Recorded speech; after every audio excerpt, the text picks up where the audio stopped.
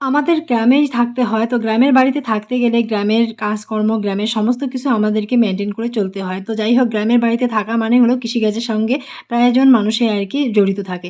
তো কালকে না বেশ কিছুটা ধান আমি ভিজিয়ে রেখেছিলাম। তো হাসব্যান্ডকে বলেছিলাম কালকে খুব সকাল, সকাল উঠতে হবে। দেখো কাণ্ড আমি না একদমই টের পাইনি। হাসব্যান্ড আমাকে ডেকে তুলল।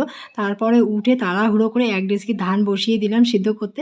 তো হাসব্যান্ডকে বললাম, "তুমি বসে, বসে জালটা দাও আর আমি ধানগুলো চারি থেকে তুলে, তুলে সিলভার গামলার মধ্যে রেখে দেই। তাতে জলটা ঝরে যাবে আর তাতে তাড়াতাড়ি ধানটা সিদ্ধ হবে। তো এদিকে দেখো ধান সিদ্ধ হয়ে গেছে। তারপর হাসব্যান্ডকে বললাম, "আমাকে কয়েকটা পিঠে দাও, আমি একটু খেয়ে নেই, খিদেও পেয়েছে ভীষণ।" তারপর এদিকে ধান-টানগুলো সমস্ত কিছু একদম নাড়াচাড়া করে নিলাম রৌদ্রে দেওয়ার জন্য। করে দেওয়ার পর এদিকে দেখো আমি স্নান-টান সেরে চলে আসলাম এদিকে শাক তুলতে। আজকে আর বেশি কিছু সবজি করব না। একদম শরীর খুব ক্লান্ত হয়ে গেছে।